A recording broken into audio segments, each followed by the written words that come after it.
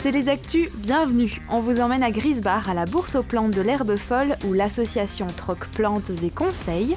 Dans la galerie de l'Office du tourisme de Niederbronn-les-Bains, le couple Astrid et Joël Roche expose. Mais tout d'abord, fermez les yeux et écoutez le concert de bienfaisance de Mélodia pour l'association Pèlerinage à Tambov.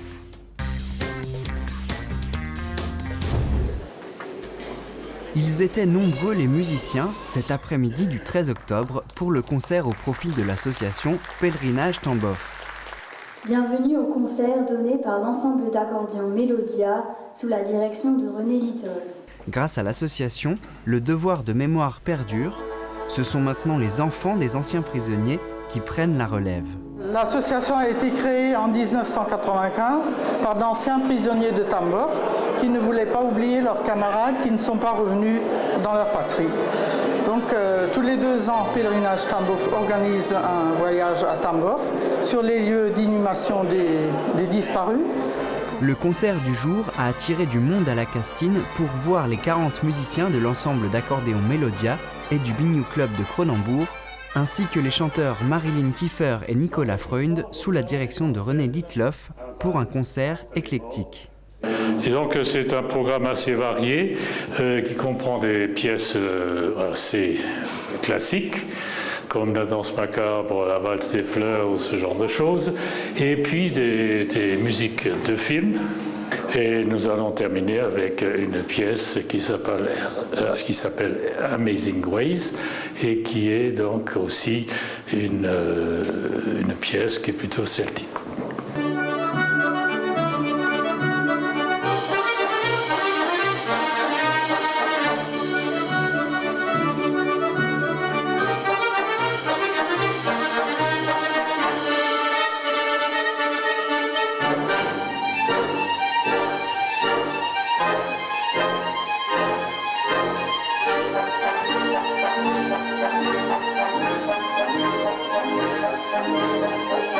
Nous récoltons aujourd'hui des fonds pour le voyage des jeunes, c'est-à-dire qu'avant les pèlerins, il y a un groupe de jeunes qui partent pour nettoyer et entretenir les lieux, parce que c'est dans une immense forêt et au bout de 2 ans, la forêt a repris le dessus.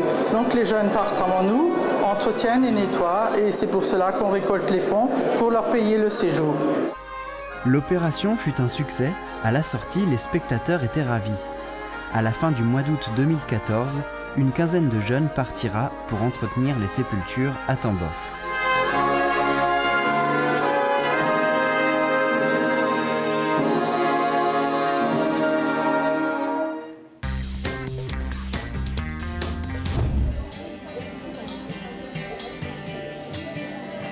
Les jardiniers se bousculent devant les stands de l'association L'Herbe Folle. La 18e bourse aux plantes d'automne a ouvert ses portes depuis quelques minutes, mais c'est la loi du premier arrivé, premier servi qui prime ici. Vivaces et autres semis spontanés trônent fièrement sur les tables et attendent preneurs, mais aujourd'hui il n'est pas question d'argent.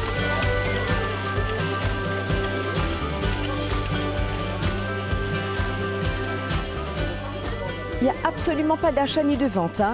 Ça n'existe pas du tout à l'Herbe Folle. Le principe, c'est le troc. Donc les personnes arrivent avec des cagettes remplies de pots qu'ils ont fabriquées chez eux à la maison. Ils viennent ici sur le stand des trocs et ils trouvent quelqu'un avec qui échanger. S'ils ne trouvent pas un échange possible, cet échange se fera sur les îlots que nous avons préparés ce matin, où ils sont classés en plantes d'ombre, plantes de plein soleil, jardin de curé, jardin de grand-mère, plantes couvre-sol. En général, les gens trouvent leur bonheur. Il arrive que les novices montrent le bout de leur nez sans pot ou plantes à troquer. En échange des plantes emportées, ils font un don à l'association. Chacun s'y retrouve, partage, échange et découverte sont de mise.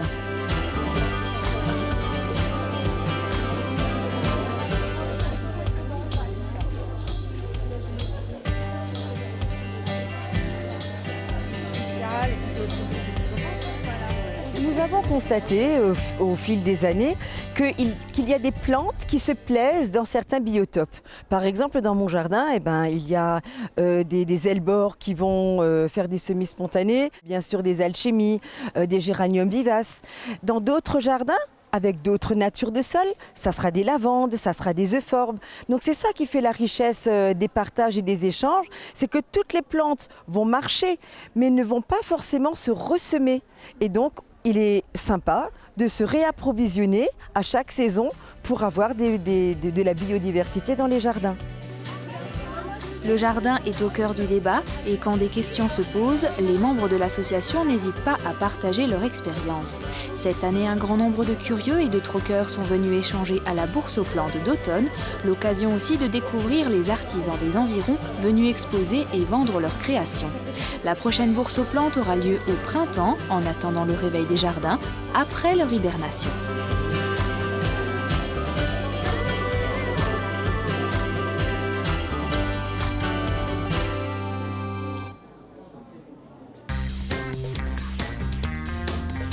La nouvelle exposition de l'Office de tourisme de Niederbronn-les-Bains est l'œuvre de la famille Roche. Astrid nous propose ses services typiquement alsaciens. Plats, bols ou mugs, ces dessins se retrouvent sur de la porcelaine blanche. Bien sûr, quand on voit la coiffe, forcément, on pense à Hansi ou à Lux. Alors, moi, ça vient surtout que je peignais autre chose dans le temps. Des fleurs, des oiseaux surtout. Et j'ai déménagé dans le centre de la France et j'ai eu beaucoup le Heimweh de l'Alsace et je me suis mise à regarder les photos de ma grand-mère quand elle était très âgée, mon arrière-grand-mère, et j'ai vu des tortes, des costumes alsaciens et je me suis mise à dessiner des Alsatiques. Et là, je viens de sortir un tout nouveau plat qui s'appelle la houblonnière. C'est-à-dire que c'est une petite Alsacienne qui a 2 bières sur un plateau et qui est dans le houblon. Et c'est mon dernier dessin. Mais en tout, il y a une vingtaine de dessins différents. Au sous-sol, Joël, meilleur ouvrier de France en illustration, propose une partie de sa collection Oxygène. Habitué lui aussi au sujet alsatique, il a mis au point une nouvelle technique.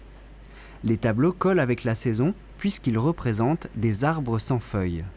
L'exposition que vous voyez ici, ce sont des peintures sur toile qui sont brossées avec des fonds de couleurs que je fabrique moi-même à base de pigments, d'oxydes, de végétaux et d'insectes, c'est-à-dire à l'ancienne. Et dessus, je travaille avec des encres noires que je travaille également moi-même avec du charbon de bois, de la cendre de fumée, des os broyés carbonisés et des liants qui sont à base de résine. Astrid et Joël travaillent tous deux dans leur atelier de Wilgotheim.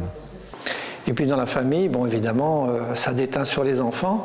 Et notre fille Caroline, qui est dans l'architecture, a réalisé ses premières toiles qu'elle a exposées avec nous et que vous voyez ici, et qui sont influencées de la Renaissance italienne du XVIIIe siècle, où elle aime bien tous ces motifs, notamment sur le baroque, et qui l'inspirent beaucoup.